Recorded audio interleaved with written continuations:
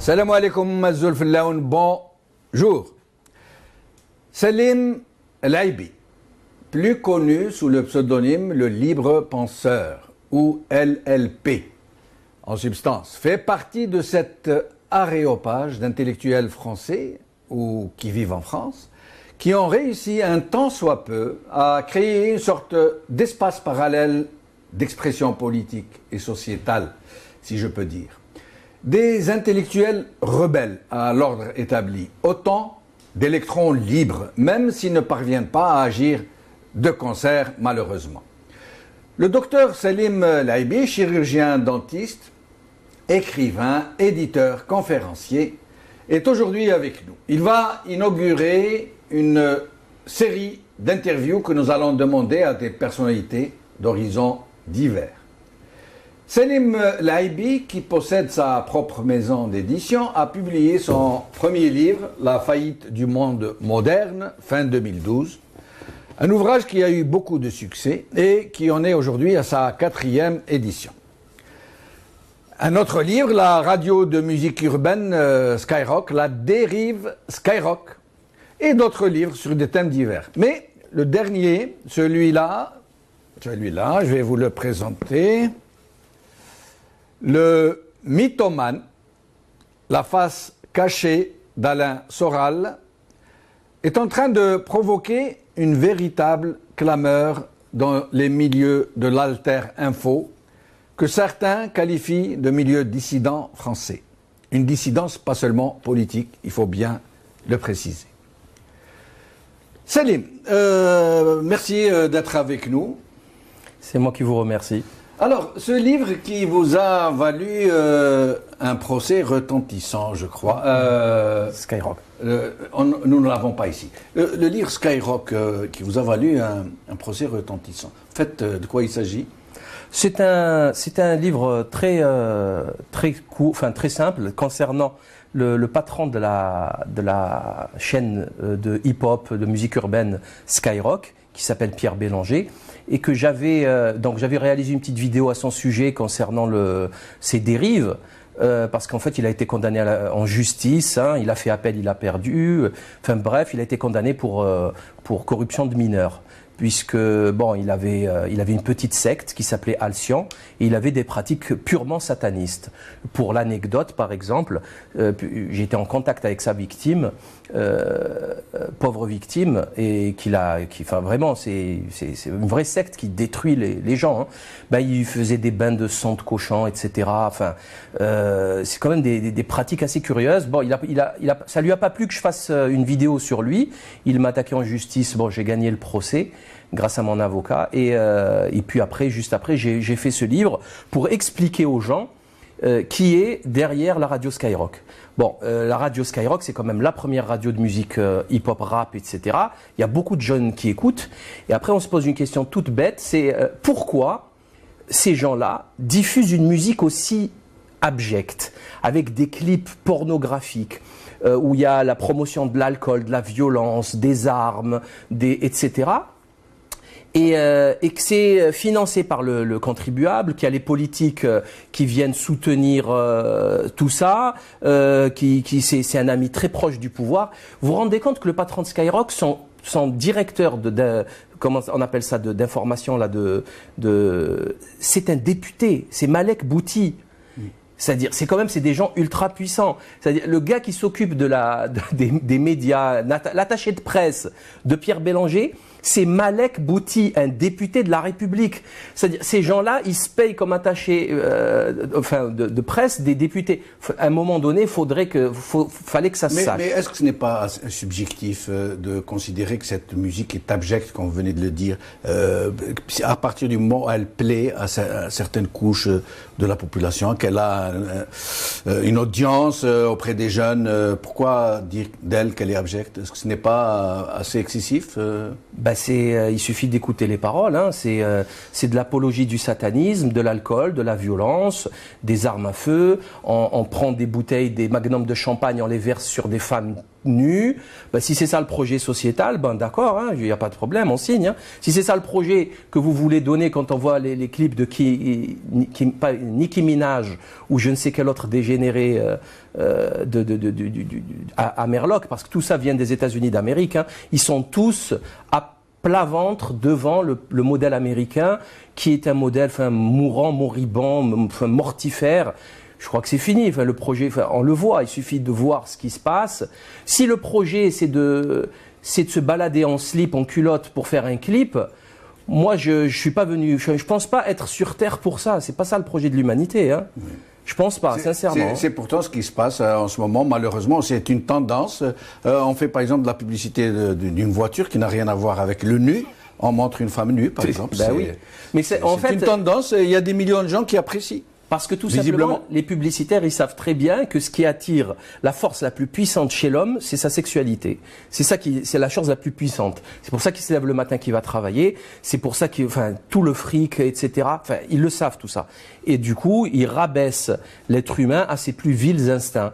Voilà, c'est quand même assez grossier comme stratagème, mais c'est ce qui se passe. La moindre des choses, c'est de le dénoncer, et n'importe quel esprit sain le comprend. Mais c'est grossier quand même. Il faut reconnaître par ailleurs que ça marche. Ah, ça, bien sûr que ça marche. Ouais. Ça marche tout. Un bonteur au marché, il marche. Oui. Tout le monde veut savoir où est la boule. C'est les faiblesses de l'être humain. Oui. Tout le monde veut savoir où est la boule, même sans miser. Pourtant, on sait que le bonteur, il a une balafre qui lui traverse le visage, c'est un voyou, il arnaque tout le monde, il y a quelqu'un qui travaille avec lui qui le fait gagner pour faire croire aux gens qu'on peut gagner. On le sait tout ça, mais on a cette petite faiblesse. Et il y a des gens qui connaissent tous ces petits trucs, toutes ces petites ficelles, et ça fonctionne très très bien. Par contre, la question intéressante à poser, c'est quoi la prochaine étape? Maintenant que les chanteuses sont en culotte, c'est quoi la prochaine étape? C'est intéressant parce que on va où là? Oui. Forcément, parce qu'à un certain moment, ça va finir par lasser. Donc il faut trouver quelque chose de plus tentant. Ça va être encore plus vulgaire, de plus provocant, grossier, de plus extra limite. Venons-en à votre dernier livre qui vient de sortir, qui est en train de casser la baraque aussi, sur les réseaux sociaux, dont tout le monde parle, que je présente. Le mythomane, la face cachée d'Alain Soral. Moi, la première question que je suis tenté de vous poser. À un certain moment, Alain Soral, vous étiez, il semblait que vous faisiez front ensemble, que vous travailliez ensemble. Vous avez animé des conférences, vous étiez un peu dans le même bain, si je peux dire, de l'alter-info, de cette autre façon d'informer et de s'exprimer. Qu'est-ce qui s'est passé ? En fait, Alain Soral, personnellement, c'est ni mon ami, ni j'ai fait des conférences. J'ai fait une conférence avec lui, j'en l'ai invité à Marseille, c'est tout. Ensuite, il était venu donc pour les élections législatives pour faire un coup médiatique avec Dieudonné. Mais c'est tout. Autrement, c'est un type qui a voulu, c'est un grossier personnage qui a voulu, par une stratégie très curieuse qu'on a découvert après, hein, parce que moi je le savais pas au début, hein, parce que toute cette stratégie, elle vient du Front National, d'un certain Philippe Péninck, qui le finançait mensuellement, qui lui donnait une enveloppe, etc. Tout est dans le livre. Hein. Il y a 200 notes de bas de page dans ce livre. Tout est vérifiable, prouvable par des livres, des faits, des interviews, des témoignages de personnalités qui ont connu tous ces gens-là et qui témoignent. Donc, il n'y a rien à cacher, il y a rien. Ce livre est inattaquable, judiciairement parlant. Donc, et il a voulu faire un monopole à la Coca-Cola, vraiment, hein, un monopole. Et il s'est dit, je suis le chef il s'est autoproclamé chef. Sauf que sa façon de travailler est... le chef de qui? On ne sait pas, il s'est autoproclamé chef. Le chef de cette mouvance qui s'exprime librement. Voilà. Alors que bon, moi j'ai fait des conférences avec, je sais pas, une centaine de personnalités qu'on a invitées sur Marseille, sur Paris, etc. J'ai commencé à travailler, à faire mon travail d'information bien avant qu'il ne se réveille à la réalité du complot et de la politique mondiale, puisqu'en 2004, sa sœur le rebelle, dans son livre Frangin, il a fait une tentative d'initiation à la franc-maçonnerie, et là aujourd'hui, il nous dit qu'il a inventé la dissidence il y a 10 ans. C'est quand même assez pathétique, assez risible, bon, ça va beaucoup plus loin parce que il a des pratiques extrêmement pernicieuses. En fait, il fait exactement, c'est ça qui est grave, hein, il fait exactement ce qu'il reproche à ce qu'il appelle l'Empire. Je m'explique en 2 mots. il censure les gens, il les boycotte, il les menace, il les menace de mort. Hein. Personnellement, j'ai reçu quand même des menaces de mort, de ses-sbires. Le harcèlement. Ce n'est pas lui. Si vous dites ses sbires, qui prouve que c'est lui qui les a instrumentés. J'ai des preuves. Je suis pas le premier, je suis pas le dernier. On a des preuves il suffit de voir la dernière interview que j'ai réalisée avec Mathias Cardé, vous comprendrez beaucoup de choses, puisqu'il explique que s'il devait révéler des choses, Alain Soral prendrait entre 5 et 10 ans de prison et 15 ans de prison. Donc on est vraiment dans du très lourd. Hein. En droit français, 15 ans de prison, c'est carrément le meurtre. Hein. On laissera Soral s'expliquer là-dessus. Mais bon, la situation, elle est quand même compliquée. Dans une de ces conférences, il y a un type qui m'a menacé de mort. J'ai un témoin là-dessus. Enfin bon, bref, ce sont ses pratiques à lui. Il n'est pas dangereux, hein, c'est un petit rigolo, c'est un pleutre, on le sait. Il s'est créé un monde tout seul. Mais bon, ce qu'il a fait de très grave dans cette affaire, c'est qu'il a décrédibilisé totalement un travail que l'on a effectué. Hein. Enfin, je vous le dis et le répète, moi j'ai fait à peu près 700-800 vidéos qui ont été vues des dizaines de millions de fois sur Internet. C'est un travail sérieux, méticuleux. J'ai fait un bouquin, La faillite du monde moderne. Encore une fois, c'est toujours pareil. 1 200 000 signes, 520 notes de bas de page. C'est sourcé, c'est crédité, tout est là, c'est inattaquable. Je n'ai reçu aucun procès pour aucun de mes livres. Pourtant, les informations sont extrêmement graves. Et lui, il arrive à presque 60 ans, il envoie des textos, ou plutôt des sextos d'images nues. C'est que des scandales sur scandales. Donc à un moment donné, il faut dire stop. Moi, de toute façon, je ne veux pas que les gens croient que j'ai affaire à cette engeance, parce que là, on est vraiment on est dans le pathétique. Mais je dirais, pour finir sur cette histoire et sur ce livre, le plus grand danger d'Alain Soral, c'est vraiment, parce qu'il faut parler du fond, c'est de mélanger, mais vraiment d'une manière assez extraordinaire, avec un culot extraordinaire, de mélanger, par exemple, à un moment donné, ils ont réédité 2 livres. Un de Kropotkin, un révolutionnaire bolchevique, bref, internationaliste, tout ce que vous voudrez, et Monseigneur de Lassus, le plus grand... un des plus grands écrivains sur la conjuration contre l'Église. Enfin, c'est antinomique, c'est pas possible. On peut pas faire ça. On peut pas mélanger et Robespierre et le Christ, alayhi salam. Ce n'est pas possible. Ça n'a aucun sens. Intellectuellement, c'est carton rouge. C'est comme si vous vouliez jouer au foot avec les mains. Ce n'est pas possible. Vous voyez ce que je veux dire? Et lui, il a mélangé tout ça à un moment donné. Par exemple, Rousseau et ses sottises. Il faut savoir qui est Rousseau. Rousseau est un très médiocre personnage. Et c'est toujours exactement la même chose. Il prend Quand vous dites Rousseau est un très médiocre personnage, vous ne pensez pas que c'est un peu excessif, pour le moins? On va en parler si vous voulez. Non, ce n'est pas à l'ordre du jour, mais je trouve que c'est quand même un peu osé. Non, c'est pas osé, c'est la vérité. Il vivait en ménage à 3 avec Madame de Varens. Oui, mais il a été impliqué dans des larcins. Il a abandonné ses 5 enfants avec une dame à Paris à l'assistance publique. Moi, je refuse qu'un type de cette engeance me dicte comment le contrat social, comment la vie sociale puisse se faire. Ce n'est pas possible. Intellectuellement, le type, il fait 5 gosses à une Parisienne, il les abandonne à l'assistance publique. Bon, merci, au revoir. C'est du hors-jeu, là encore. Il a une œuvre reconnue universellement. Ah, pas du tout. Comme Karl Marx. Non, pas du tout. Tout ça, c'est une fumisterie. Lui-même, Rousseau ne croyait pas à ce qu'il écrivait. Quand il parlait du législateur avec un grand L, Guillemin en parle très bien dans une de ses vidéos, c'est nul, ça marche pas. C'est comme Darwin, c'est comme Freud. Tout ceci sont les grandes supercheries des 2 siècles derniers. C'est vraiment de très grandes supercheries. J'en parle beaucoup dans le livre. Je vous laisse la responsabilité de ce que vous dites. Et j'en viens donc à ce livre qui a eu beaucoup de succès, qui en est à sa 4e édition, je crois. Tout à fait. La faillite du monde moderne est sous-titre très intéressant. Aux premières loges d'un chaos planifié. Et j'imagine que les loges veulent dire ce que ça veut dire. Tout à fait. C'est un petit clin d'œil. Voilà.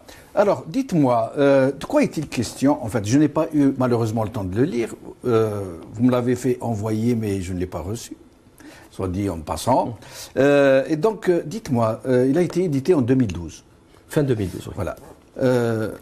Il parle surtout de la franc-maçonnerie, entre autres, de la politique, de la crise économique, de ce gros problème de Big Pharma. Si vous pouviez nous en dire quelques mots avant de rentrer dans les détails et les thèmes qui y sont abordés.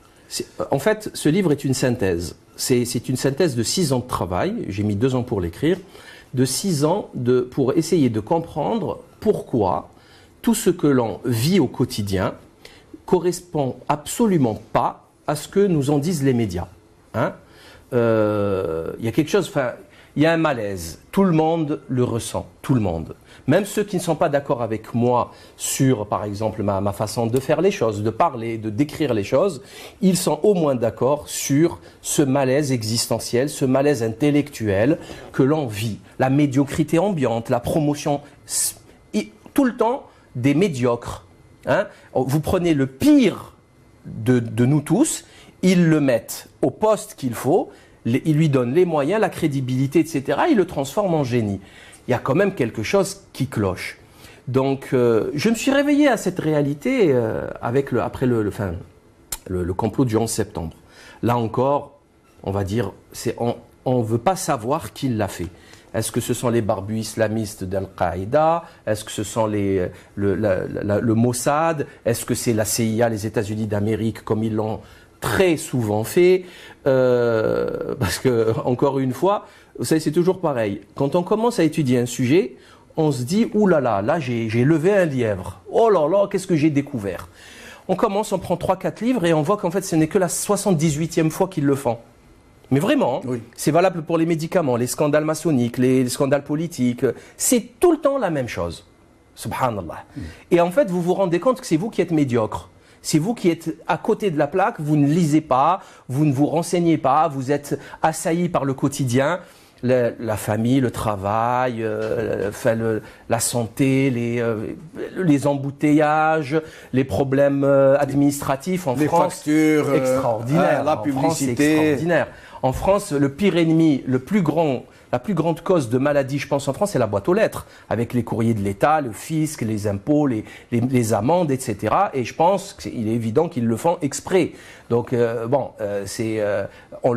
le savent. Hein. On n'arrête pas les brigands, on fait du routier un délinquant. C'est-à-dire parce que le type, il a grillé un feu rouge, ça devient un grand criminel, alors que le dealer de drogue, on le laisse faire. Quand même, il y a quelque chose de très curieux là-dedans. Donc, quand vous voyez tout ça, vous vous dites qu'il y a quelque chose vraiment de malsain. Qu'est-ce qui se passe? Et vous commencez à faire des recherches. Et petit à petit, vous vous rendez compte que tout est lié. Tout est lié. Et en fait, la chose la plus importante, comme le disait le docteur André Gernez, c'est de sortir de l'analyse pour faire de la synthèse. Il faut relier les points entre eux pour avoir le schéma global.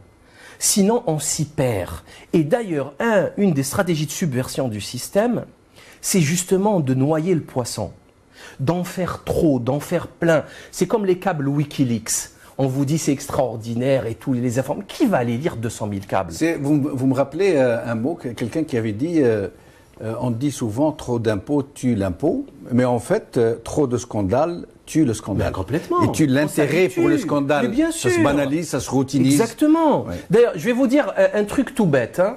D'ailleurs, on attire les gens vers le bas. Par exemple, pour Alain Soral, quand on dit oui, regardez, il a acheté une moto à 80 000 euros avec les dons des gens, c'est quand même scandaleux. Ça se dit dissident et ça roule sur une moto à 80 000 euros, c'est le prix d'un appart. Et qu'est-ce qu'ils vous disent les sectateurs du gourou? Ils disent oui, mais Sarkozy, il a volé des millions d'euros. Mais c'est pas un argument, ça. Il tire tout le monde vers le bas. Il y a tellement de scandales. Il y a tellement de honte et d'abjection que c'est comme si, pour reprendre un exemple londonien, c'est comme si, je sais pas, Jacques Dutroux, le violeur belge, comme ligne de défense, dirait oui, mais attendez, Jimmy Savile a violé 500 gosses pendant 40 ans avec la complicité de tout le monde. Ouais, mais c'est pas un argument, ça, moi. Relativiser. C'est pas un argument. Nous, ce qu'on veut, c'est mettre un peu plus de morale, c'est mettre un peu plus de dignité, c'est rendre de la dignité aux hommes. Quand vous voyez, par exemple, pour parler de Big Pharma, 2 mots, quand vous voyez non, allez-y, puisque ça fait partie...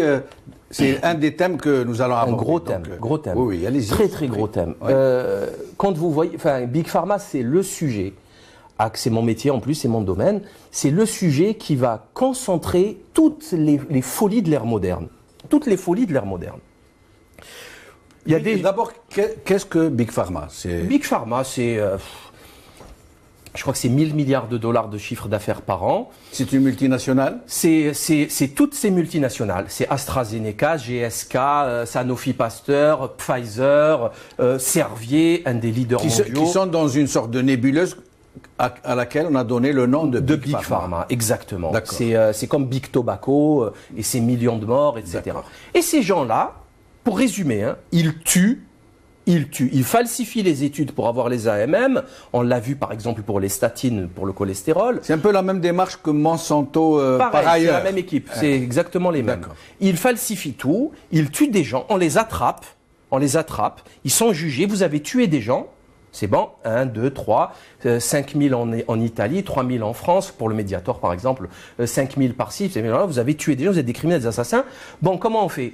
Eh bien écoutez, on va vous donner 2 milliards de dollars, c'est bon, il n'y aura pas de poursuite. Ils payent 2 milliards de dollars de je ne sais quoi. Enfin, moi je ne savais pas que tuer se payait par du fric. J'ai pas trop compris. C'est vraiment, ça me dépasse totalement. C'est-à-dire l'ère moderne a tellement désacralisé l'humain que l'âme humaine, déjà qu'elle n'est pas... Enfin, tuer quelqu'un en France, vous savez, ça vaut pas très cher. Hein. Vous faites 7 ans de prison, 8 ans maximum. Hein. Pas plus. Hein. Faites des faux billets, vous prenez perpète. Braquez une banque avec une arme factice, vous prenez 15 ans. Tuez un être humain, mangez-le, ce que vous voulez, vous allez prendre 7-8 ans maximum. C'est quand même bizarre. C'est-à-dire avec les réductions de peine, etc. Les réductions de peine, le bon comportement, etc. Mais faites des faux billets dans votre cas, vous allez voir s'il y aura des réductions de peine. Il n'y a pas de réduction de peine pour faux billets, c'est 30 ans direct. Donc l'argent est plus précieux que l'âme humaine. Voilà le résultat mammonique de cette modernité. Ça, c'est clair. Tout le monde peut le voir. Toutes les semaines. Toutes les semaines, il y a un scandale de Mais à médicaments. quoi cela est-il dû? Est-ce la faute seulement de ceux qui sont derrière ce genre d'entreprise, ce genre j'allais dire, de comportement, d'attitude mortifère, ou est-ce l'humanité en elle-même, les populations qui se laissent faire, qui sont dans une logique moutonnière, qui suivent le troupeau? Il y a toujours un peu de tout. C'est jamais une seule cause. Bon, la procédure, elle est simple. Il y a le législateur qui a légiféré. Oui. Hein? Si et la le législateur, possibilité... est-ce qu'il est désigné par le peuple, par la population, bien sûr que non. ou est-ce que c'est l'argent qu'il a mis là où il est? Non, le législateur, c'est la magouille maçonnique, la magouille du fric. Moi, j'ai fait une élection législative à Marseille, j'ai très vite compris comment ça fonctionnait. C'est limité, par exemple, dans ma circonscription, à 73 000 € pour cette élection. Les gars au black, ils dépensent 300, 400 000, 500 000 €. Bon, faut être sérieux. C'est celui qui a le plus d'argent qui gagne, hein. C'est comme ça. Parce que c'est de la propagande. On est dans la propagande la plus imbécile, si vous permettez. C'est un truc de bas niveau. C'est le quantitatif. Voilà. C'est pas du tout le qualitatif. Après, bon, ils ont des discours, ils parlent bien, ils brossent les gens. Mais il y a quand même des débats au niveau de ce législatif, de ce pouvoir législatif. Il y a des débats qui sont dans votre sens, qui sont en train de dénoncer justement la même mise de ce genre de firmes pharmaceutiques. Pas du tout. Le résultat. Moi, ce que vous dites ne m'intéresse pas. Moi, ce que je veux, c'est le résultat sur le terrain. Est-ce que Servier a été emprisonné? Non. Il est mort tranquillement dans son lit, son hôtel particulier à Neuilly. Ce type, il a tué des gens avec l'isoméride. Ils ont transformé l'isoméride, le Fenfluorex, en Mediator, c'est-à-dire Benfluorex. Ils ont encore vendu ça 30 ans, ils ont tué d'autres personnes. Servier, je suis désolé, il a été commandant de la Légion d'honneur, c'est le plus haut degré, donné par Sarkozy lui-même, et il n'a jamais mis un pied en prison. Servier, 2 de ses salariés étaient les conseillers à l'époque de Xavier Bertrand, qui était ministre de la Santé. Donc, enfin, ces gens-là, mais vraiment, on est dans la voyoucratie la plus basique. Le législateur travaille pour Big Pharma. que ce soit dans les couloirs de l'Assemblée où on a les lobbyistes qui font le boulot, ou pire encore, dans l'exécutif au ministère. Il y a tous les noms dans ce livre. Hein. J'ai mis les noms des 2 professeurs qui travaillaient. Vous n'avez pas été attaqué en justice? Rien du tout. Rien du tout. Malgré pas la gravité de ce que vous êtes en train de dire, ce que vous y avez dit. Mais c'était dans la presse officielle. D'accord. Je reprends les documents des enquêtes officielles, des livres qui ont été édités, qui ont été vendus dans le commerce classique, sauf que les gens ne tirent pas la conclusion qu'il y a à tirer de tout ça. C'est-à-dire, on va nous dire, oui, non, mais il faut bien qu'il travaille, ou et oui, mais par exemple, les professionnels du secteur vont vous dire, oui, mais moi je travaille pour 5 firmes différentes. Oui, ils vous payent cher quand même. Il n'y a pas un risque de conflit d'intérêt? Ah non, jamais, pas du tout. Mais il ne faut pas poser la question aux complices. C'est le législateur qui dit qu'il y a conflit d'intérêt, point, illégal. C'est tout. On ne va pas demander au type qui mange l'argent de Big Pharma si il est achetable ou pas. Si la conclusion de la recherche, elle va être, alors qu'on le sait très bien, c'est encore une fois ce qui caractérise cette modernité, c'est sa grossièreté. Sa grossièreté, vraiment. Hein. C'est-à-dire qu'elle ne se cache pas. Elle ne se cache pas. Les gens, ils sont extrêmement médiocres. Voilà. Et ça, c'est divin. Hein. Ça, c'est divin. Rabbaniya, ça. C'est une bénédiction, une rahma rabbaniya. Pourquoi? C'est pour qu'on les voit. Parce que sinon, ça serait compliqué. C'est subtil, ça agit en plein jour. Mais moi, ce que j'aimerais savoir, ce que vous décrivez est d'une gravité extrême. Nous en sommes tous plus ou moins conscients. Mais on voit bien qu'il y a une prise de conscience. C'est la même de laquelle vous procédez vous-même. Oui. Mais cette prise de conscience, elle va aller où? Est-ce qu'il va y avoir une vraie réaction, un vrai militantisme, ça veut dire aller au-delà de la simple dénonciation et du simple constat? En fait, c'est assez compliqué. C'est très compliqué. Parce que pour changer les choses dans une société, il faut des hommes debout, des hommes intelligents, il faut sortir de ce schéma. En fait, il y a tout à refaire et personne n'est prêt à tout refaire. Personnellement, vous vous doutez bien, je suis musulman, je suis croyant, pratiquant, je vois le monde avec le prisme religieux, eschatologique. Je pense que cette humanité, elle est arrivée à bout. Vraiment, hein, on n'a jamais été aussi...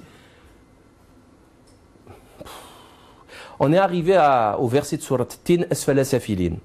On est là. Ok? Et après Asfala Safilin. Plus bas que les plus bas. Plus bas que les plus bas. On est encore plus bas que terre. Et on le voit. Hein, il suffit de voir, je sais pas, vous regardez à la télé, quand vous voyez un communiqué de l'Élysée avec 7 fautes d'orthographe. Excusez-moi, je vais vous interrompre. Est-ce qu'il faut vraiment voir ça à travers le prisme de la religion pour se rendre compte? Est-ce que c'est nécessaire? Est-ce que c'est impératif? Oui, totalement. Pourquoi ne pourrait-on pas avoir la même perception des choses sans référer à la religion ni au commandement religieux? Parce que tout simplement, nos élites, elles sont religieuses. Quand vous voyez les francs-maçons qui travaillent dans le temple de Salomon et que tout ceci va dans l'objectif de la reconstruction du 3e temple après la destruction d'Al-Aqsa qui va déclencher une 3e guerre mondiale quand même assez sérieuse, il faudrait commencer à se poser les questions qui sont bonnes. C'est-à-dire, on ne peut pas sortir du plan des autres. Même si vous ne croyez pas, c'est ce que je dis moi à mes lecteurs, vous êtes athée, il n'y a aucun problème, moi ça ne me dérange pas. Chacun il fait ce qu'il veut de sa vision du monde. Par contre, vous ne pouvez pas vous extraire de l'agenda politico-eschatologique de votre ennemi. Voilà, c'est ce que je dis par exemple aux Français qui m'écoutent, qui ne croient pas, ou qui sont ou chrétiens, ou qui sont bouddhistes, ou que sais-je. Je leur dis, est-ce que vous êtes prêts à mourir pour Jérusalem? Un athée, c'est louche quand même pour lui. Si j'ai rien à voir avec ce pays, c'est à 5000 km chez moi. Non, je suis pas prêt à mourir, c'est pas mon affaire. Moi, je suis chez moi, dans mon petit village, j'ai ma famille, je vis tranquille, je fais de mal à personne. Donc, mais néanmoins, les GI, les pauvres jeunes de 18-20 ans américains, on les envoie crever en Irak, ils n'ont rien demandé, ils ont menti sur tout. Donc l'affaire est quand même sérieuse. Du coup, moi, je prends en considération ce que dit mon ennemi. Et c'est ce qu'il dit qui va décider de mes réactions, de mes analyses politiques, de mes analyses, etc. Donc, pour revenir à ce que je disais, l'école en matière de réaction à cet état d'esprit, à cette situation. D'ailleurs, c'est comme ça que je finis le livre, hein, par cette phrase qui, quand même, je pense, résume tout, en attendant la providence. C'est-à-dire que sans réaction divine, je crois qu'on aura beaucoup de mal à sortir de ce carnage, parce que tout simplement, il y a trop de pourrissement. C'est-à-dire le peuple n'est plus capable de voir les choses. Je vais vous donner un exemple tout simple, hein. Vous prenez le peuple maghrébin. Les peuples maghrébins, ils sont dominés intellectuellement par la France, l'Occident, l'Europe. Comme le disait Ibn Khaldoun d'ailleurs dans sa Muqaddima, on est, à partir du moment où on s'habille comme le vainqueur, qu'on mange comme le vainqueur, qu'on écoute la musique du vainqueur, etc. Enfin, dans ce sens-là, on est colonisé dans sa tête, on a déjà perdu. Et c'est ce que Melk Ben Nabi explique très bien dans le complexe de colonisabilité. Pour moi, c'est primordial à comprendre. Donc à partir du moment où tout le système législatif, judiciaire algérien, marocain, tunisien est calqué sur celui qui est de l'Occident. Après, vous avez l'Europe qui copie tout sur les États-Unis d'Amérique d'une façon assez servile et assez ridicule, parce que quand on sait que, je sais pas, l'Amérique, c'est quand même, il y a un siècle, c'était des cow-boys. La France, ils ont quand même quelques millénaires de civilisation de très haut niveau. Donc quand on voit un Français copier un Français, l'élite française, attention, je parle des élites, les énarques, etc. Hein, je parle pas du petit peuple. Il copie servilement le modèle new-yorkais. C'est quand même assez...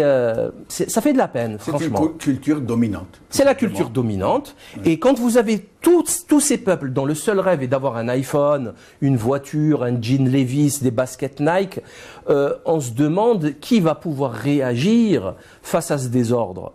Qui va pouvoir réagir? Dieu merci, il faut pas tout un peuple pour qu'il se réveille. Il faut des locomotives. Ces locomotives, ce sont les élites. Il y a des gens qui arrivent au bon moment, avec les bons discours, et ça, c'est ça la providence. Donc on attend ce moment-là. On attend ce moment-là. C'est toujours pas le cas, parce que... Vous attendez un changement dans les mentalités, les attitudes? Vous attendez une intervention divine? Tout. Oui, tout, mais encore? On attend tout. Moi, je suis enfin, mon objectif, c'est d'informer les gens. Je leur impose rien. Je leur dis, voilà ce qui se passe. Attention, ne vous amusez pas avec ça. Je sais pas, par exemple, vous êtes bien chez vous, hein, vous êtes tranquillement chez vous, en parfaite santé. Vous allez chez votre médecin faire une consultation de routine.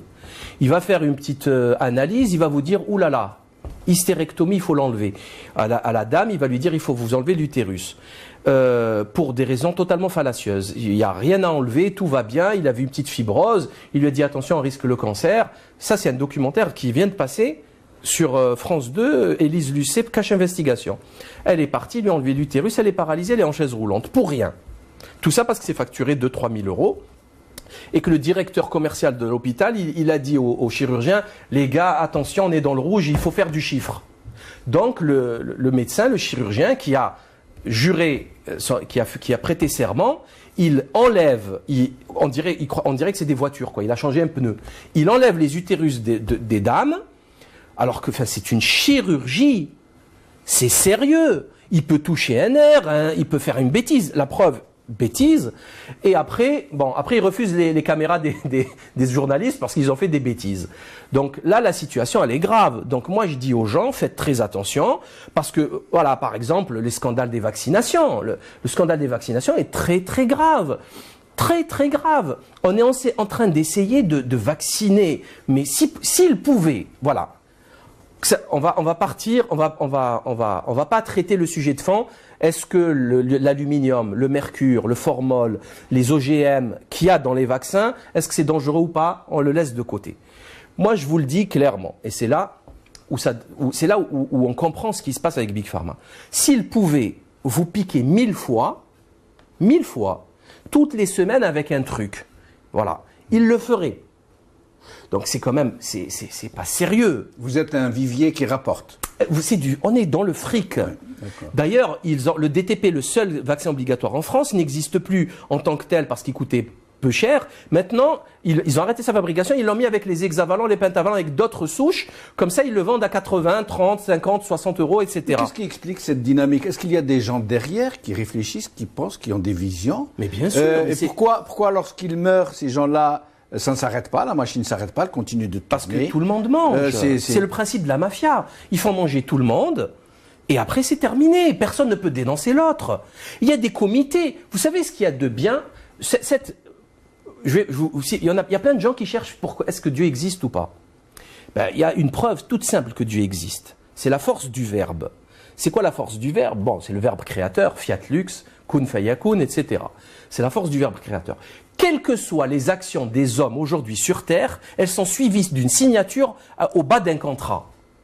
C'est-à-dire, il faut parapher les pages avec vos initiales. C'est ça la force du verbe. Et vous signez bon pour accord, lu et approuvé, etc. Il y a des commissions d'AMM. On a les noms de ces gens qui ont autorisation de mise sur le marché des médicaments. Vous ne pouvez pas vendre un médicament en France et encore pire, vous le faire rembourser par la Sécu, parce que c'est ça le jackpot. Le Saint Graal, c'est le remboursement par la Sécu. Exact. Sinon, les gens, ils ne peuvent pas se l'acheter, ou très peu. Donc, on a les noms des 18, 30 personnes qui ont signé. Et sur ces sur 30 personnes, vous avez 22 qui travaillent dans Big Pharma.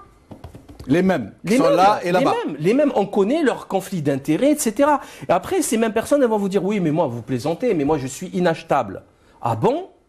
Et ce même type qui vous dit ça, sa femme, elle travaille à Big Pharma et il est associé dans une entreprise. Regardez le dernier Cache Investigation, c'est extraordinaire.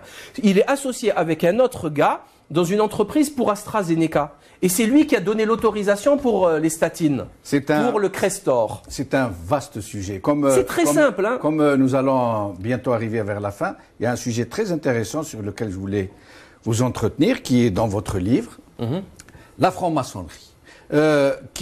Certains disent que la franc-maçonnerie est diabolisée à tort, très injustement, puisque en fait, elle n'est fondée que sur de vraies valeurs, d'altruisme, d'aide des autres, ça veut dire dans le sens du bien, et que ce n'est pas seulement cette solidarité pour l'élitisme, pour pouvoir avoir des privilèges, du favoritisme, s'entraider les uns les autres, faire du copinage, des petites affaires, des réseaux, etc.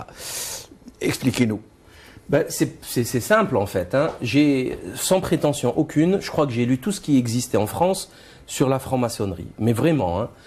Tout ce qui est religieux, politique, économique, etc. Vous avez dû lire toute une bibliothèque. Ah mais c'est toute une bibliothèque, ouais, et quelle bibliothèque? Quelle bibliothèque, avec les affaires du jour, 2014-2015, et les affaires des 2 siècles derniers. Bon, déjà, avant toute chose, la maçonnerie, en tant que telle, est une supercherie. Pourquoi? Parce que la franc-maçonnerie, ce sont les tailleurs de pierre. Ce sont les bâtisseurs de cathédrales. Oui. Donc, c'était des opératifs. On appelle ça un opératif, c'est-à-dire quelqu'un qui est dans le travail. Oui. Là, la maçonnerie, aujourd'hui, elle est spéculative. Donc, c'est-à-dire, ils parlent. Oui. Ils font des planches, ils parlent. Donc, déjà, ils n'ont pas le droit de s'appeler franc-maçonnerie. Ils ont le droit de s'appeler club de blablatage, club de ce qu'ils veulent, il n'y a aucun problème, thé philosophique, ça me dérange pas. Mais c'est comme si vous ouvriez une faculté de médecine, mais vous soignez personne, il n'y a pas de clinique, vous êtes dans le blablatage. Donc déjà, bon, ça, René Guénon parle très bien, on est dans le spéculatif. Et tout ce qui est spéculatif, pour moi, il est un peu nocif. La preuve, la finance mondiale. Spéculatif, c'est, on va dire, c'est beaucoup de parlotte, c'est beaucoup de parlotte et pas d'action, pas de fait, pas de concret. Après, on va parler de franc-maçonnerie en tant que concept. C'est quoi le concept? La franc-maçonnerie, surtout le Grand Orient, par exemple, c'est lui qui est impliqué dans très très gros scandales, dans le scandale des fiches de 1905, 1904, ou par exemple le meurtre du pape Jean-Paul Ier, Albino Luciani, en Italie. Il a été assassiné par la loge P2, etc. C'est la franc-maçonnerie, Licio Gelli, tout ceci c'est des centaines de livres qui ont été écrits sur le sujet. Je vous invite à lire d'ailleurs le livre d'un Anglais, David Yallop, qui a écrit sur cette question un bouquin sublimissime, dans lequel on comprend qu'ils ont tué effectivement le pape Jean-Paul Ier au 33e jour de son règne. J'imagine que ça reste des présomptions, des spéculations. Non, ça c'est factuel. Ça ne repose pas sur des preuves... c'est des preuves, c'est factuel. D'accord. Non, c'est des preuves, c'est même signé. C'est le 33e jour de son règne, c'est le 33e degré maçonnique, c'est signé. C'est Licio Gelli, on s'amuse plus là. Licio Gelli, il a tué je ne sais combien de personnes. Il était impliqué dans les attentats de Bologne avec le Gladio, le Stay Behind, les Brigades Rouges en Italie. Il était impliqué dans toutes ces affaires. Il a infiltré l'armée, la politique, les ministères, etc. Il n'a pas fait un jour de prison, Licio Gelli. Il vit tranquillement dans une villa en résidence surveillée. Licio Gelli, il a été attrapé à l'UBS suisse. Licio Gelli s'est évadé de la prison du Chandolan en Suisse avec les clés. Il a ouvert les portes, il est parti, son fils l'attendait avec un hélicoptère, il est descendu à Monaco. Donc soyons sérieux 30 secondes, à un moment donné, il faut arrêter. On met des gens en prison parce qu'ils n'ont pas payé une amende, et après vous avez un criminel de ce niveau et qui passe pas une nuit en prison ou qui s'évade avec les clés.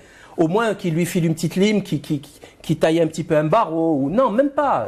Toujours, c'est très grossier. Avec les clés, il s'en va. Bon, soyons sérieux. La franc-maçonnerie, le Grand Orient, qui se dit athée depuis 1905, il a fiché quand même toute l'armée française au siège de la rue Cadet. Athée ou ouvert à toutes les confessions? Athée. À partir de 1905, il se dit athée. Pourtant, il planche dans un temple de Salomon. Enfin, je sais pas, on vit une époque de médiocrité et d'ignorance, mais rappelons quand même aux gens que Salomon est un prophète de Dieu. Prophète de Dieu. Salomon, David. Il faudrait quand même les gens... Donc quand on se dit athée, quand on plonge dans le temple de Salomon, il y a déjà, on va dire, tromperie dans la marchandise. Hein? C'est toujours pareil, c'est toujours le même chaos intellectuel. C'est risible, c'est pathétique. C'est comme si vous étiez athée et que vous travailliez dans une mosquée ou une église. Ça n'a pas de sens. Donc ils ont fiché toute l'armée française. Ça fait scandale, il y a eu des morts, il y a eu une gifle à l'Assemblée nationale, c'était le général, je ne sais plus comment il s'appelle, André. Il y a des livres sur ces questions précises. D'accord? Donc, à un moment donné, on se dit, ces gens-là sont extrêmement puissants. Extrêmement puissants. Ils sont impliqués dans tous les scandales. Xavier Bertrand, ministère de la Santé français, Big Pharma, c'est un franc-maçon. Valls, c'est franc-maçon. Le nombre de francs-maçons dans les gouvernements est extraordinairement élevé. Mais s'il y a tant de gens dans la franc-maçonnerie et que de temps en temps des scandales concernent les uns ou les autres et que par hasard ils sont francs-maçons, est-ce que pour autant on doit jeter le bébé avec l'eau du bain? Ah ben oui, moi personnellement, il s'agit de beaucoup d'argent, il s'agit de vie humaine. Je veux qu'on clarifie tout ça. Il fait partie de la franc-maçonnerie, il se déclare. D'abord, il faudrait nettoyer quand même ces écuries d'Augias, parce que là, la franc-maçonnerie est impliquée dans énormément de scandales. De toute façon, c'est simple. S'il y avait justice dans ce pays, il y aurait très très peu de francs-maçons. Je parle de la France. Parce que tout simplement, ils seraient en prison. Mais le problème est qu'aujourd'hui, on arrive difficilement à discerner le vrai du faux. Est-ce que les francs-maçons sont aussi puissants qu'ils ont la main mise sur les médias de la façon que vous décrivez, au point où ils empêchent toute vérité de se faire? Ou est-ce, comme ils disent eux-mêmes, les théoriciens du complot qui en font trop, Les théoriciens du complot, la plupart des gens n'arrivent plus à discerner qui dit vrai de qui dit faux. C'est la confusion. Beaucoup de gens chez les francs-maçons sont des gens honnêtes. Oui, mais ça c'est les degrés bleus, les loges bleues, les bas degrés. C'est des petites gens toutes gentilles, il n'y a pas de souci, on ne parle pas de ça. Nous on parle des étages supérieurs, les degrés supérieurs quand même. On ne parle pas du petit gars qui se recherche, etc. Il n'y a pas de problème. Alors selon vous, tous les grands personnages de ce monde qui ont fait partie de la franc-maçonnerie sont foncièrement mauvaises, sont foncièrement classés dans le mauvais côté de... Catégoriquement, je ne reviendrai jamais là-dessus. D'accord. Sans exception aucune. Parce que s'il n'a pas vu la vérité en étant à ce niveau-là, en tuant des gens, en faisant des fausses guerres, les guerres mondiales, c'est eux. La France-Afrique. La France-Afrique, qui a détruit l'Afrique? Qui a vampirisé l'Afrique?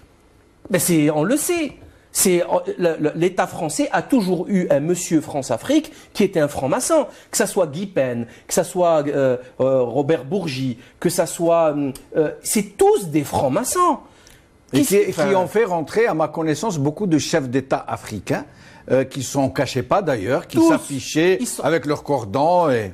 En dessous de l'arc de de la Défense à Paris. Vous le voyez, vous les voyez, c'est tous des francs-maçons, même à Alger. Au Maroc, c'est clair, à Alger, c'est caché, mais ils planchent tous dans les loges du cours Julien à Marseille. Bon, soyons 30 secondes sérieux. Après, vous avez la crypto-maçonnerie, le Lions Club, le Rotary, ça c'est de la crypto-maçonnerie, c'est caché, ça infiltre, ça choisit un petit peu les élites algériennes, et après ils vont les initier pour les ramener. Vous voulez dire qu'ils sont affiliés à la franc-maçonnerie, ce genre de maçonnerie, bien sûr. D'accord. Vous prenez par exemple le Rotary ou le Lions, c'était qui leur représentant à un moment, c'était Leïla Ben Ali, c'était quand même une criminelle. Donc, il est où l'humanisme là-dedans? Et idem pour l'Égypte de Moubarak, c'était le Rotary ou le Lions, un des deux pour la femme Suzanne, je crois, Moubarak. Oui. C'est comment? Ils ont en tête d'affiche des femmes, des épouses de criminels, de dictateurs, et là maintenant, mais ça a toujours été comme ça dans les milieux de la bienfaisance, du salon politique, de l'aristocratie, vous savez, les chefs mafieux de la Camorra, le dimanche, ils sont à l'église. Oui. Les chefs mafieux de la Ndrangheta, le dimanche, il est à la messe. Tout à fait vrai. Allez expliquer qu'est-ce qu'il a dans la tête pour faire ça. Je comprends, il a la croix. Et chez nous en Algérie, ils vont à l'Hajj. Ils vont Salat al-Eid. Voilà, ou alors ils sont en premier rang de Salat al-Eid. Ça fait partie de la nature. Et le prophète nous l'a dit, les premiers rangs, c'est en général Munafiqoun. Choufouni Anas. Je suis là, je fais mon... Mais ça serait bien de les voir d'ailleurs pratiquer, de voir s'ils font les... Vous verrez, ils se trompent, ils savent pas faire, ils doivent suivre les autres. Écoutez, Salim Naïbi, c'est vraiment très intéressant. Le temps est trop court pour vous. La prochaine fois, on s'arrangera pour faire ça en 2 fois, en 2 parties. Avec plaisir. Merci beaucoup. Avant que vous nous quittiez, vous nous avez recommandé des livres dont l'un est de votre maison d'édition. Oui. Les ennemis de l'humanité de Lotfi Hadjat. Vous voulez nous en dire quelques mots? Oui, c'est un excellent écrivain qui a fait un bouquin sur la situation actuelle justement. Et Lotfi Hadjat, c'est un philosophe algérien qui vit à Paris. Et c'est vraiment du très très haut niveau. Parce que là, si vous voulez, la force de cet écrit, c'est qu'il a le paradigme oriental et occidental. Il y a une partie d'aphorisme vraiment très très époustouflant. Donc c'est un bouquin, il est sorti le 11 septembre, donc il y a quelques jours, la semaine dernière. Curieusement, le 11 septembre. Oui, oui.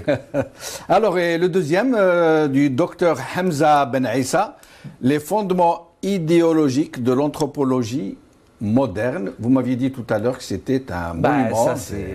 Ça c'est du très très très haut niveau. Ça c'est un Algérois, c'est le docteur Hamza Ben Issa, c'est un étudiant de Malk Ben Nabi avec son cousin Rachid Ben Issa, et qui a écrit aux éditions Al-Ma'arifa à Alger une quinzaine de livres qu'il faut absolument lire.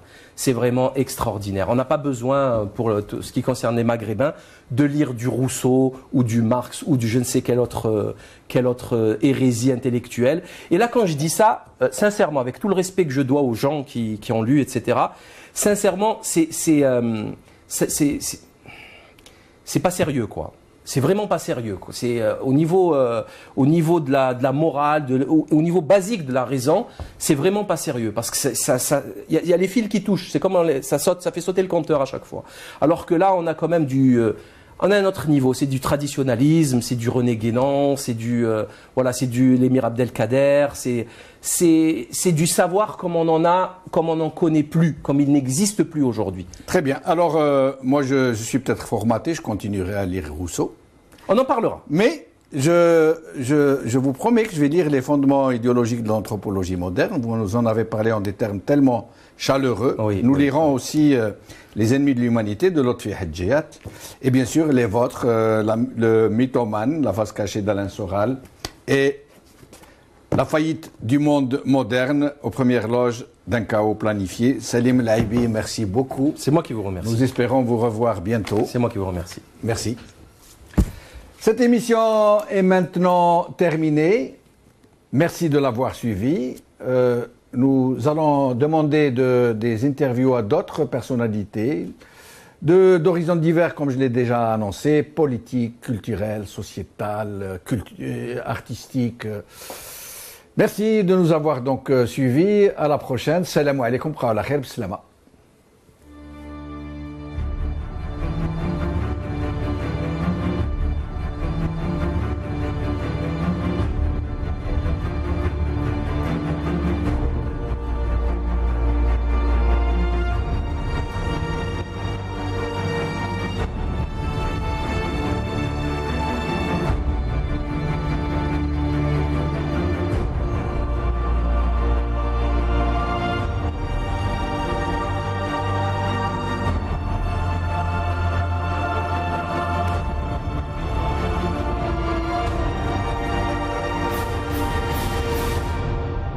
Il faut vraiment voir ça à travers le prisme de la religion pour se rendre compte. Est-ce que c'est nécessaire? Est-ce que c'est impératif? Oui, totalement. Pourquoi ne pourrait-on pas avoir la même perception des choses sans référer à la religion ni au commandement religieux? Parce que tout simplement, nos élites, elles sont religieuses. Quand vous voyez les francs-maçons qui travaillent dans le temple de Salomon et que tout ceci va dans l'objectif de la reconstruction du troisième temple après la destruction d'Al-Aqsa qui va déclencher une troisième guerre mondiale quand même assez sérieuse, il faudrait commencer à se poser les questions qui sont bonnes.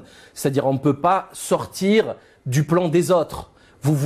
Même si vous ne croyez pas, c'est ce que je dis moi à mes lecteurs, vous êtes athée, il n'y a aucun problème, moi ça ne me dérange pas. Chacun il fait ce qu'il veut de sa vision du monde. Par contre, vous ne pouvez pas vous extraire de l'agenda politico-eschatologique de votre ennemi. Voilà, c'est ce que je dis par exemple aux Français qui m'écoutent, qui ne croient pas, ou qui sont ou chrétiens, ou qui sont bouddhistes, ou que sais-je.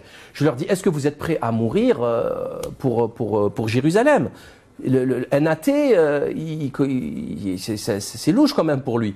Si j'ai rien à voir avec ce pays, c'est à 5000 km chez moi. Non, je suis pas prêt à mourir, c'est pas mon affaire. Moi, je suis chez moi, dans mon petit village, j'ai ma famille, je vis tranquille, je fais de mal à personne. Donc, mais néanmoins, les GI, les pauvres jeunes de 18-20 ans américains, on les envoie crever en Irak, ils n'ont rien demandé, ils ont menti sur tout. Donc l'affaire est quand même sérieuse. Du coup, moi, je prends en considération ce que dit mon ennemi. Et c'est ce qu'il dit qui va décider de mes réactions, de mes analyses politiques, de mes analyses, etc. Donc, pour revenir à ce que je disais, l'école en matière de réaction à cet état d'esprit, à cette situation. D'ailleurs, c'est comme ça que je finis le livre, par cette phrase qui, quand même, je pense, résume tout, en attendant la providence. C'est-à-dire que sans réaction divine, je crois qu'on aura beaucoup de mal à sortir de ce carnage, parce que tout simplement, il y a trop de pourrissement. C'est-à-dire le peuple n'est plus capable de voir les choses. Je vais vous donner un exemple tout simple. Vous prenez le peuple maghrébin.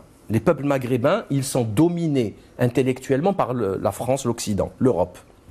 Comme le disait Ibn Khaldoun d'ailleurs dans sa Muqaddima, on est à partir du moment où on s'habille comme le vainqueur, qu'on mange comme le vainqueur, qu'on écoute la musique du vainqueur, etc.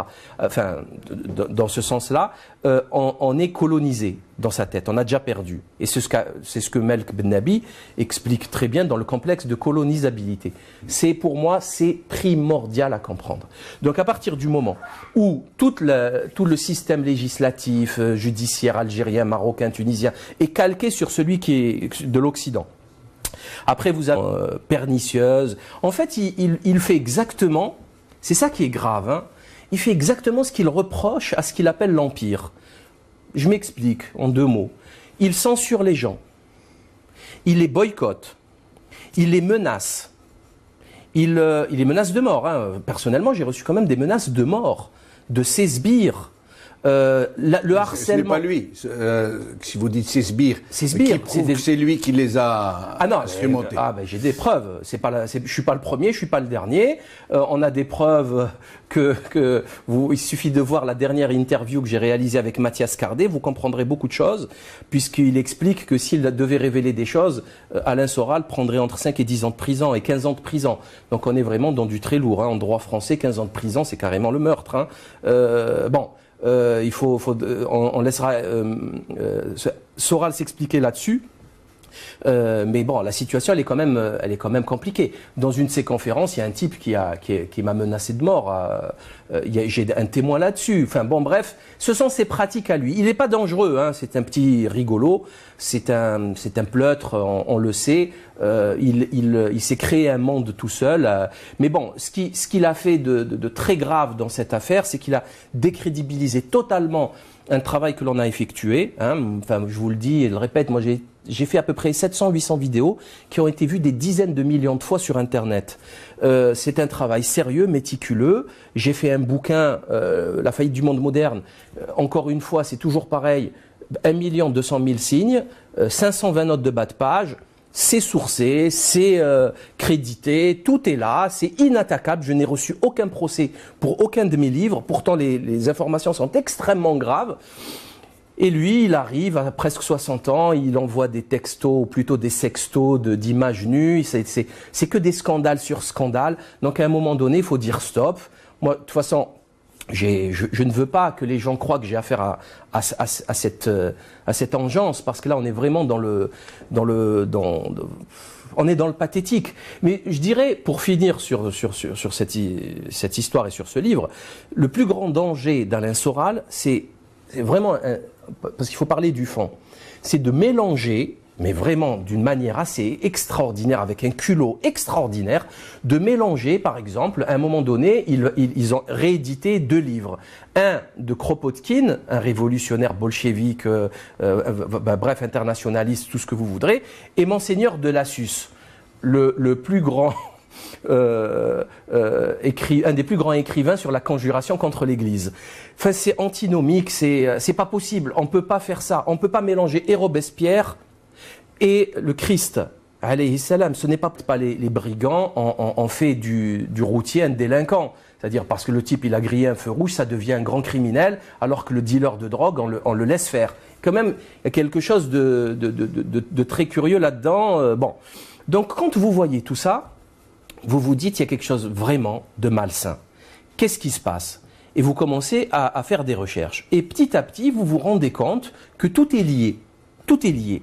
Et en fait, la chose la plus importante, comme le disait le docteur André Gernez, c'est de sortir de l'analyse pour faire de la synthèse. Il faut relier les points entre eux pour avoir le schéma global. Sinon, on s'y perd. Et d'ailleurs, une des stratégies de subversion du système, c'est justement de noyer le poisson, d'en faire trop, d'en faire plein. C'est comme les câbles Wikileaks. On vous dit c'est extraordinaire et tous les informations. Qui va aller lire 200 000 câbles? Vous me rappelez un mot, quelqu'un qui avait dit on dit souvent trop d'impôts tue l'impôt, mais en fait, trop de scandales tue le scandale. Mais complètement. Et tue l'intérêt pour le scandale. Mais bien sûr. Ça se banalise, ça se routinise. Exactement. Ouais. D'ailleurs, je vais vous dire un truc tout bête. Hein. D'ailleurs, on attire les gens vers le bas. Par exemple, pour Alain Soral, quand on dit oui, regardez, il a acheté une moto à 80 000 euros avec les dons des gens, c'est quand même scandaleux. Ça se dit dissident et ça roule sur une moto à 80 000 euros, c'est le prix d'un appart. Et qu'est-ce qu'ils vous disent les sectateurs du gourou? Ils disent oui, mais Sarkozy, il a volé des millions d'euros. Mais c'est pas un argument, ça. Il tire tout le monde vers le bas. Il y a tellement de scandales.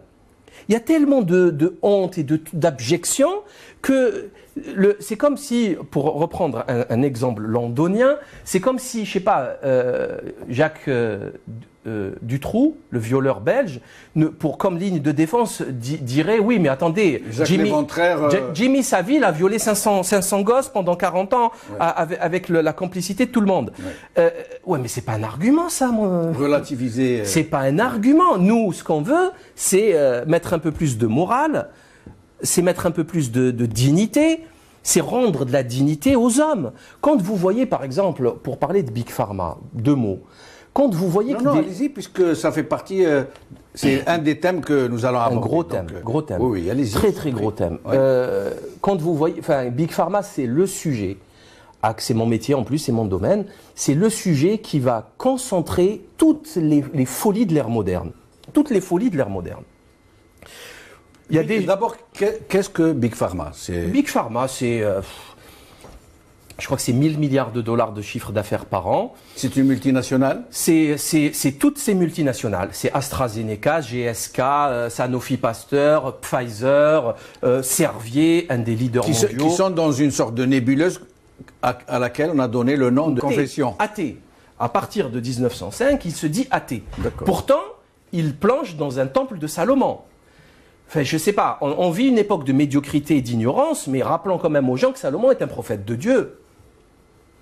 Prophète de Dieu, Salomon, David. Il faudrait quand même les gens... Donc quand on se dit athée, quand on plonge dans le temple de Salomon, il y a déjà, on va dire, tromperie dans la marchandise. Hein? C'est toujours pareil, c'est toujours le même chaos intellectuel. C'est risible, c'est pathétique. C'est comme si vous étiez athée, que vous travailliez dans une mosquée ou une église. Ça n'a pas de sens. Donc ils ont fiché toute l'armée française. Ça fait scandale. Il y a eu des morts, il y a eu une gifle à l'Assemblée nationale. C'était le général, je ne sais plus comment il s'appelle, André. Enfin, il y a des livres sur ces questions précises. D'accord? Donc, à un moment donné, on se dit, ces gens-là sont extrêmement puissants. Extrêmement puissants. Ils sont impliqués dans tous les scandales. Xavier Bertrand, ministère de la Santé français, Big Pharma, c'est un franc-maçon. Valls, c'est franc-maçon. Le nombre de francs-maçons dans les gouvernements est extraordinairement élevé. Mais s'il y a tant de gens dans la franc-maçonnerie, et que de temps en temps des scandales concernent les uns ou les autres, et que par hasard ils sont francs-maçons, est-ce que pour autant on doit jeter le bébé avec l'eau du bain? Ah ben oui, moi personnellement, il s'agit de beaucoup d'argent, il s'agit de vie humaine, je veux qu'on clarifie tout ça. Il fait partie de la franc-maçonnerie, il se déclare. D'abord, il faudrait nettoyer quand même ces écuries d'Augias, parce que là, la franc-maçonnerie est impliquée dans énormément de scandales. De toute façon, c'est simple. S'il y avait justice dans ce pays, il y aurait très très peu de francs-maçons. Je parle de la France. Parce que tout simplement, ils seraient en prison. Mais le problème est qu'aujourd'hui, on arrive difficilement à discerner le vrai du faux. Est-ce que les francs-maçons sont aussi puissants qu'ils ont la main mise sur les médias de la façon que vous décrivez, au point où ils empêchent toute vérité de se faire? Ou est-ce, comme ils disent eux-mêmes, les théoriciens du complot qui en font trop, Les théoriciens du complot, la plupart des gens n'arrivent plus à discerner qui dit vrai de qui dit faux. Oui, c'est la confusion. Beaucoup de gens chez les francs-maçons sont des gens honnêtes. Oui, mais ça c'est les degrés bleus, les loges bleues, les bas degrés. C'est des petites gens toutes gentilles, il n'y a pas de souci, on ne parle pas de ça. Nous on parle des étages supérieurs, les degrés supérieurs quand même. On ne parle pas du petit gars qui se recherche, etc. Il n'y a pas de problème. Alors selon vous, tous les grands personnages de ce monde qui ont fait partie de la franc-maçonnerie sont foncièrement mauvaises, sont foncièrement classés dans le mauvais côté de... Catégoriquement, je ne reviendrai jamais là-dessus. D'accord. Sans exception aucune. Parce que s'il n'a pas vu la vérité en étant à ce niveau-là, en tuant des gens, en faisant des fausses guerres, les guerres mondiales, c'est eux, la France-Afrique. La France-Afrique, qui a des cas? Et c'est lui qui a donné l'autorisation pour les statines, pour le Crestor. C'est un vaste sujet. C'est très simple. Hein. Comme nous allons bientôt arriver vers la fin, il y a un sujet très intéressant sur lequel je voulais vous entretenir, qui est dans votre livre, la franc-maçonnerie. Certains disent que la franc-maçonnerie est diabolisée à tort, très injustement, puisque en fait, elle n'est fondée que sur de vraies valeurs, d'altruisme, d'aide des autres, ça veut dire dans le sens du bien, et que ce n'est pas seulement cette solidarité pour l'élitisme, pour pouvoir avoir des privilèges, du favoritisme, s'entraider les uns les autres, faire du copinage, des petites affaires, des réseaux, etc. Expliquez-nous. C'est simple en fait. Hein. Sans prétention aucune, je crois que j'ai lu tout ce qui existait en France sur la franc-maçonnerie. Mais vraiment, hein. Tout ce qui est religieux, politique, économique, etc. Vous avez dû lire toute une bibliothèque. Ah mais c'est toute une bibliothèque, ouais, et quelle bibliothèque? Quelle bibliothèque, avec les affaires du jour, 2014-2015, et les affaires des 2 siècles derniers. Bon, déjà, avant toute chose, la maçonnerie, en tant que telle, est une supercherie. Pourquoi? Parce que la franc-maçonnerie, ce sont les tailleurs de pierre. Ce sont les bâtisseurs de cathédrales. Oui. Donc, c'était des opératifs. On appelle ça un opératif, c'est-à-dire quelqu'un qui est dans le travail. Oui. Là, la maçonnerie, aujourd'hui, elle est spéculative. Donc, c'est-à-dire, ils parlent. Oui. Ils font des planches, ils parlent. Donc, déjà, ils n'ont pas le droit de s'appeler franc-maçonnerie. Ils ont le droit de s'appeler club de blablatage, club de ce qu'ils veulent, il n'y a aucun problème, thé philosophique, ça me dérange pas. Mais c'est comme si vous ouvriez une faculté de médecine, mais vous soignez personne, il n'y a pas de clinique, vous êtes dans le blablatage. Donc déjà, bon, ça, René Guénon parle très bien. On est dans le spéculatif. Et tout ce qui est spéculatif, pour moi, il est un peu nocif. La preuve, la finance mondiale. Spéculatif, c'est, on va dire, c'est beaucoup de parlotte, c'est beaucoup de parlotte et pas d'action, pas de fait, pas de concret.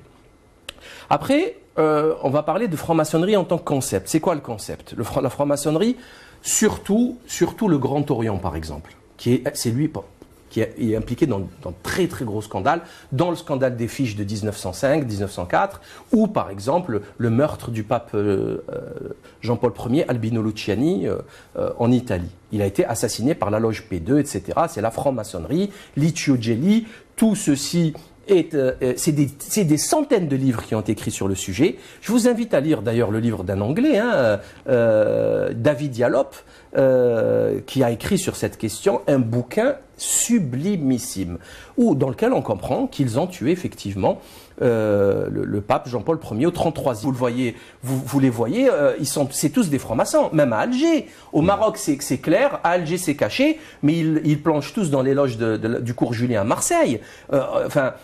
Bon, soyons 30 secondes sérieux. Après, vous avez la crypto-maçonnerie, le Lions Club, le Rotary, ça c'est de la crypto-maçonnerie, c'est caché, ça infiltre, ça choisit un petit peu les élites algériennes, et après ils vont les initier pour les ramener. Vous voulez dire qu'ils sont affiliés à la franc-maçonnerie, ce genre de maçonnerie, bien sûr. D'accord. Vous prenez par exemple le Rotary ou le Lions, c'était qui leur représentant à un moment? C'était Leïla Ben Ali, c'était quand même une criminelle.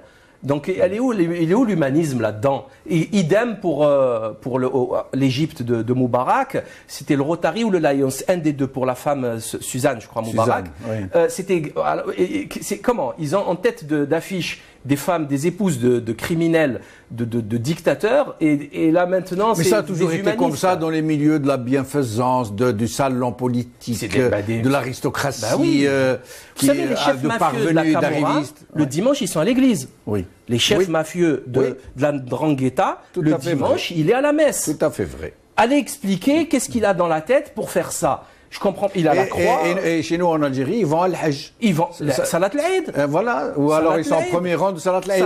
Ça fait partie de la nature. Et le prophète nous l'a dit, les premiers rangs, c'est en général Munafiqoun.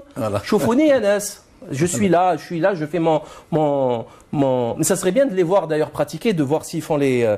Vous verrez, ils se trompent, ils savent pas faire, ils doivent suivre les autres. Écoutez, Salim Naïbi, c'est vraiment très intéressant. Le temps est trop court pour vous. La prochaine fois, on s'arrangera pour faire ça en 2 fois, en 2 parties. Avec plaisir. Merci beaucoup. Avant que vous nous quittiez, vous nous avez recommandé des livres dont l'un est de votre maison d'édition. Oui. Les ennemis de l'humanité de Lotfi Hadjat. Vous voulez nous en dire quelques mots? Oui, c'est un excellent écrivain qui a fait un bouquin sur la situation actuelle justement. Et Lotfi Hadjat, c'est un philosophe algérien qui vit à Paris.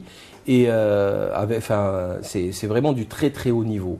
Parce que là, si vous voulez, la force de cet écrit, c'est qu'il a le paradigme oriental et occidental. Il y a une partie d'aphorisme vraiment très très époustouflant. Donc c'est un bouquin, il est sorti le 11 septembre, donc il y a quelques jours, la semaine dernière. Curieusement, le 11 septembre. Oui, oui. Alors, et le deuxième, du docteur Hamza Ben Issa, les fondements idéologiques de l'anthropologie moderne. Vous m'aviez dit tout à l'heure que c'était un monument. Forcément, parce qu'à un certain moment, ça va finir par lasser. Donc il faut trouver quelque chose de plus tentant. Ça va être encore plus vulgaire, de plus provocant, grossier, de plus extra limite. Venons-en à votre dernier livre qui vient de sortir, qui fait qui est en train de casser la baraque aussi, sur les réseaux sociaux, dont tout le monde parle, que je présente. Le mythomane, la face cachée d'Alain Soral. Moi, la première question que je suis tenté de vous poser. À un certain moment, Alain Soral, vous étiez, il semblait que vous faisiez front ensemble, que vous travailliez ensemble. Vous avez animé des conférences, vous étiez un peu dans le même bain, si je peux dire, de l'Alter Info, de cette autre façon d'informer et de s'exprimer. Qu'est-ce qui s'est passé? En fait, Alain Soral, personnellement, c'est ni mon ami, ni j'ai fait des conférences. J'ai fait une conférence avec lui, j'en l'ai invité à Marseille, c'est tout. Ensuite, il était venu donc pour les élections législatives pour faire un coup médiatique avec Dieudonné. Mais c'est tout. Autrement, c'est un type qui a voulu, c'est un grossier personnage qui a voulu, par une stratégie très curieuse qu'on a découvert après, hein, parce que moi je le savais pas au début, hein, parce que toute cette stratégie, elle vient du Front National, d'un certain Philippe Péninck, qui le finançait hein, mensuellement, qui lui donnait une enveloppe, etc. Tout est dans le livre. Hein. Il y a 200 notes de bas de page dans ce livre. Tout est vérifiable, prouvable par des livres, des faits, des interviews, des témoignages de personnalités qui ont connu tous ces gens-là et qui témoignent. Donc, il n'y a rien à cacher, il y a rien. Ce livre est inattaquable, judiciairement parlant. Donc, et il a voulu faire un monopole à la Coca-Cola, vraiment, hein, un monopole. Et il s'est dit, je suis le chef il s'est autoproclamé chef. Sauf que sa façon de travailler est... le chef de qui? On ne sait pas, il s'est autoproclamé chef. Le chef de cette mouvance qui s'exprime librement. Voilà. Alors que bon, moi j'ai fait des conférences avec, je sais pas, une centaine de personnalités qu'on a invitées sur Marseille, sur Paris, etc. J'ai commencé à travailler, à faire mon travail d'information bien avant qu'il ne se réveille à la réalité du complot et de la politique mondiale, puisqu'en 2004, sa sœur le rebelle, dans son livre Frangin, il a fait une tentative d'initiation à la franc-maçonnerie. Et là, aujourd'hui, il nous dit qu'il a inventé la dissidence il y a 10 ans. C'est quand même assez pathétique, assez risible. Bon, ça va beaucoup, beaucoup plus loin parce qu'il a des pratiques extrêmement pernicieuses. En fait, il fait exactement, c'est ça qui est grave, hein, il fait exactement ce qu'il reproche à ce qu'il appelle l'Empire. Je m'explique en 2 mots. Il censure les gens. Il les boycotte, il les menace, il les menace de mort, hein, personnellement. Clameur dans les milieux de l'Alter Info, que certains qualifient de milieu dissident français. Une dissidence pas seulement politique, il faut bien le préciser. Salim, merci d'être avec nous. C'est moi qui vous remercie. Alors, ce livre qui vous a valu un procès retentissant, je crois. Skyrock. Nous ne l'avons pas ici. Le livre Skyrock qui vous a valu un procès retentissant. En fait, de quoi il s'agit? C'est un livre très court, enfin très simple, concernant le patron de la chaîne de hip-hop, de musique urbaine Skyrock, qui s'appelle Pierre Bélanger, et que j'avais réalisé une petite vidéo à son sujet concernant ses dérives, parce qu'en fait il a été condamné en justice, hein, il a fait appel, il a perdu, enfin bref, il a été condamné pour corruption de mineurs. Puisque bon, il avait une petite secte qui s'appelait Alcyon et il avait des pratiques purement satanistes. Pour l'anecdote, par exemple, j'ai été en contact avec sa victime, pauvre victime, et enfin vraiment, c'est une vraie secte qui détruit les gens. Hein. Ben, il faisait des bains de sang de cochon, etc. Enfin, c'est quand même des pratiques assez curieuses. Bon, ça lui a pas plu que je fasse une vidéo sur lui. Il m'a attaqué en justice. Bon, j'ai gagné le procès grâce à mon avocat. Et puis après, juste après, j'ai fait ce livre pour expliquer aux gens qui est derrière la radio Skyrock. Bon, la radio Skyrock, c'est quand même la première radio de musique hip-hop, rap, etc. Il y a beaucoup de jeunes qui écoutent.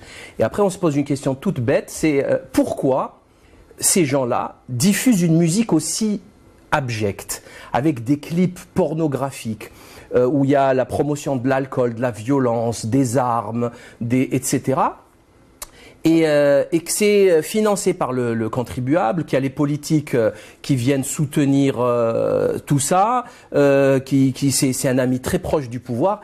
Vous vous rendez compte que le patron de Skyrock, son directeur comment on appelle ça, d'information là, c'est un député, c'est Malek Bouti. C'est-à-dire, c'est des gens ultra puissants. C'est-à-dire, le gars qui s'occupe des médias, l'attaché de presse de Pierre Bélanger, c'est Malek Bouti, un député de la République. C'est-à-dire, ces gens-là, ils se payent comme attachés de presse des députés. À un moment donné, fallait que ça se sache. Mais est-ce que ce n'est pas subjectif de considérer que cette musique est abjecte, comme vous venez de le dire, à partir du moment où elle plaît à certaines couches de la population, qu'elle a une audience auprès des jeunes, pourquoi dire d'elle qu'elle est abjecte? Est-ce que ce n'est pas assez excessif c'est qu'il y a les politiques qui viennent soutenir tout ça, c'est un ami très proche du pouvoir. Vous vous rendez compte que le patron de Skyrock, son directeur comment on appelle ça, d'information là, c'est un député, c'est Malek Bouti. C'est-à-dire, c'est des gens ultra puissants. C'est-à-dire, le gars qui s'occupe des médias, l'attaché de presse de Pierre Bélanger, c'est Malek Bouti, un député de la République. C'est-à-dire, ces gens-là, ils se payent comme attachés de presse des députés. À un moment donné, fallait que ça se sache. Mais est-ce que ce n'est pas subjectif de considérer que cette musique est abjecte, comme vous venez de le dire, à partir du moment où elle plaît à certaines couches de la population, qu'elle a une audience auprès des jeunes, pourquoi dire d'elle qu'elle est abjecte? Est-ce que ce n'est pas assez excessif il suffit d'écouter les paroles. Hein. C'est de l'apologie du satanisme, de l'alcool, de la violence, des armes à feu. On prend des bouteilles, des magnums de champagne, on les verse sur des femmes nues. Si c'est ça le projet sociétal, d'accord, il n'y a pas de problème, on signe. Hein. Si c'est ça le projet que vous voulez donner quand on voit les clips de Nicki Minaj ou je ne sais quel autre dégénéré à Merlock, parce que tout ça vient des États-Unis d'Amérique, hein, ils sont tous à plat ventre devant le modèle américain qui est un modèle mourant, moribond, mortifère. Je crois que c'est fini. Le projet, on le voit, il suffit de voir ce qui se passe. Si le projet c'est de se balader en slip, en culotte pour faire un clip, moi je suis pas venu, je pense pas être sur Terre pour ça. C'est pas ça le projet de l'humanité. Hein. Oui. Je pense pas, sincèrement. C'est pourtant ce qui se passe en ce moment, malheureusement. C'est une tendance. On fait par exemple de la publicité d'une voiture qui n'a rien à voir avec le nu. On montre une femme nue, par exemple. Oui. Mais c'est une tendance. Il y a des millions de gens qui apprécient. Parce que tout simplement, les publicitaires, ils savent très bien que ce qui attire la force la plus puissante chez l'homme, c'est sa sexualité. C'est la chose la plus puissante. C'est pour ça qu'il se lève le matin, qu'il va travailler. C'est pour ça tout le fric, etc. Ils le savent tout ça. Et du coup, ils rabaissent l'être humain à ses plus vils instincts. Voilà, c'est quand même assez grossier comme stratagème, mais c'est ce qui se passe. La moindre des choses, c'est de le dénoncer, et n'importe quel esprit sain le comprend. Mais c'est grossier quand même. Il faut reconnaître par ailleurs que ça marche. Ah, bien sûr que ça marche. Ouais. Ça marche tout. Un bonteur au marché, il marche. Oui. Tout le monde veut savoir où est la boule. C'est les faiblesses de l'être humain. Oui. Tout le monde veut savoir où est la boule, même sans miser. Pourtant, on sait que le bonteur, il a une balafre qui lui traverse le visage, c'est un voyou, il arnaque tout le monde, il y a quelqu'un qui travaille avec lui qui le fait gagner pour faire croire aux gens qu'on peut gagner. On le sait tout ça, mais on a cette petite faiblesse. Et il y a des gens qui connaissent toutes ces petites... Le livre Skyrock, qui vous a valu un procès retentissant. En fait, de quoi il s'agit ?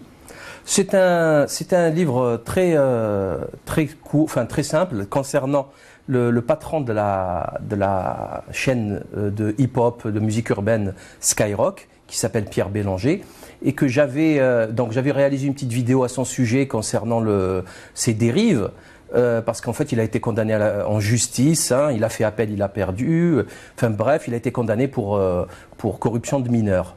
Puisque il avait une petite secte qui s'appelait Alcyon et il avait des pratiques purement satanistes.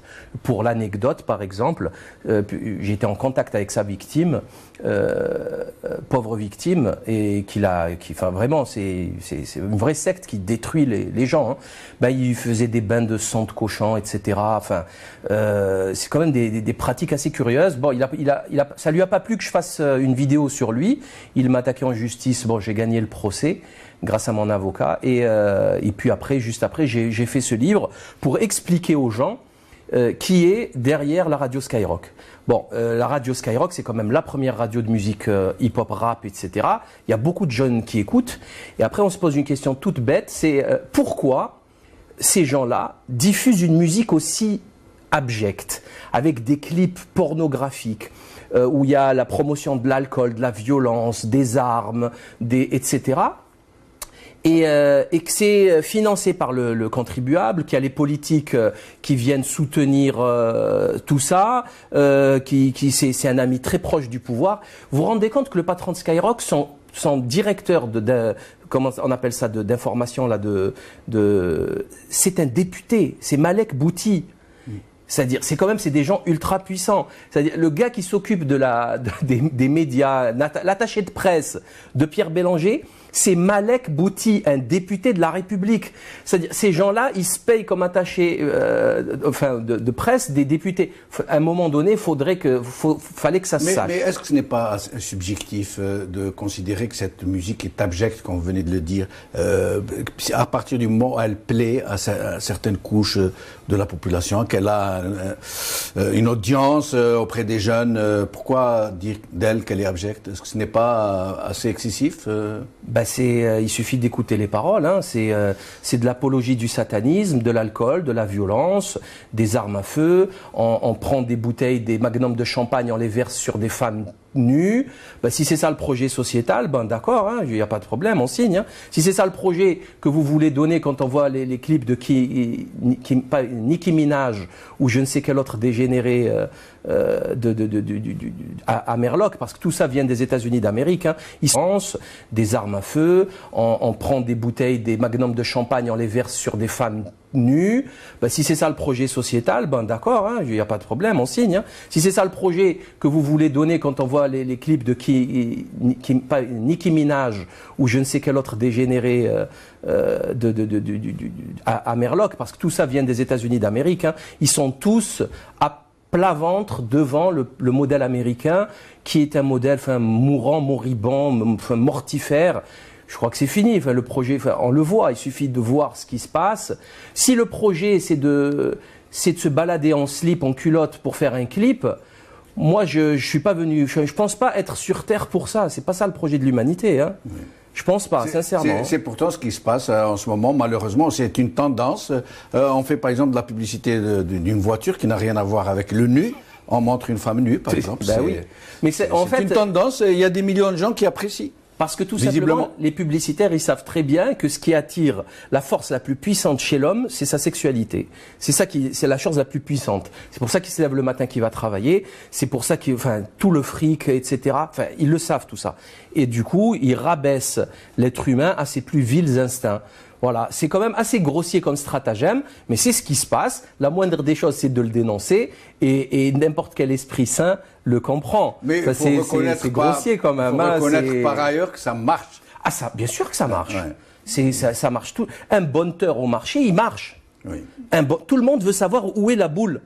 C'est les faiblesses de l'être humain. Oui. Tout le monde veut savoir où est la boule, même sans miser. Pourtant, on sait que le bonteur, il a une balafre qui lui traverse le visage, c'est un voyou, il arnaque tout le monde, il y a quelqu'un qui travaille avec lui qui le fait gagner pour faire croire aux gens qu'on peut gagner. On le sait tout ça, mais on a cette petite faiblesse. Et il y a des gens qui connaissent tous ces petits trucs, toutes ces petites ficelles, et ça fonctionne très très bien.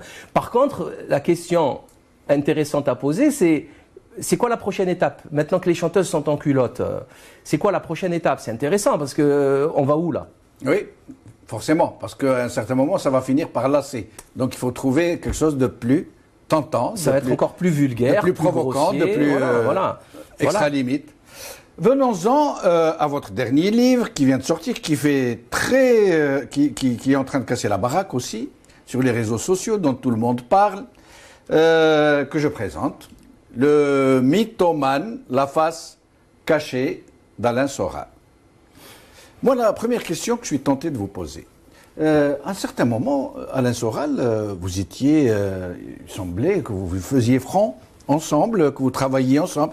Vous avez animé des conférences, vous étiez un peu dans le même bain, si je peux dire, de l'Alter Info, de cette